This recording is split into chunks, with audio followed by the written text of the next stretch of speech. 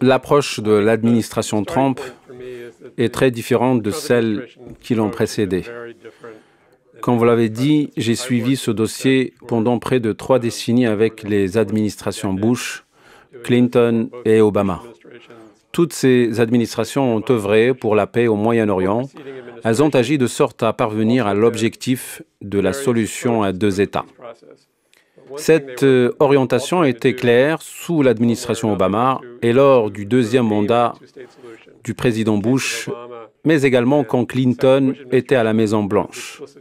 À l'arrivée de Donald Trump, et dès les premiers moments, le nouveau locataire de la Maison-Blanche a dit « 1 ou 2 États, ça m'importe peu ». Mais la vraie différence était sans équivoque la décision de reconnaître Jérusalem comme capitale d'Israël et la décision d'y transférer l'ambassade américaine. Les administrations précédentes refusaient ça et elles étaient soucieuses parce qu'elles savaient que les États-Unis allaient se positionner dans le camp d'une seule partie dans une question très sensible entre Israël et les Palestiniens, à savoir la ville de Jérusalem. Pour Donald Trump, il a décidé d'écarter cette question de la table des négociations en faveur d'Israël. C'est un positionnement très différent jusqu'à présent. L'administration Trump n'a pas proposé aucun plan de paix, aucun détail n'a été précisé publiquement.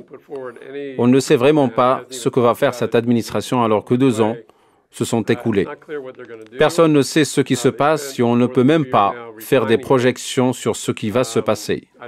Ce qui va encore compliquer plus les choses, ce sont les élections israéliennes prévues au mois d'avril. Ça n'a aucun sens de proposer un plan de paix maintenant, avant ces élections. Il faut donc attendre le scrutin et la formation du nouveau gouvernement israélien. Ça veut dire qu'il nous faudra attendre encore plusieurs mois. L'autre différence entre l'administration Trump et les autres administrations, c'est que les précédentes administrations essayaient d'établir un certain équilibre entre les Palestiniens et les Israéliens. Il est évident que nous avons des relations étroites avec Israël, mais les autres administrations cherchaient un équilibre en établissant des liens avec les Palestiniens.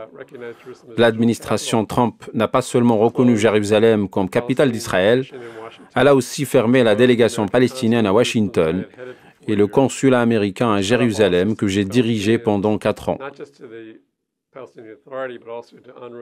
L'administration Trump a annulé les aides aux Palestiniens et à l'UNRWA qui soutient les réfugiés palestiniens et les hôpitaux palestiniens à Jérusalem-Est. Il n'y a donc pas de relation entre l'administration Trump et l'autorité palestinienne. Il m'est par conséquent difficile de me projeter sur un plan de paix qui serait posé sur la table des négociations.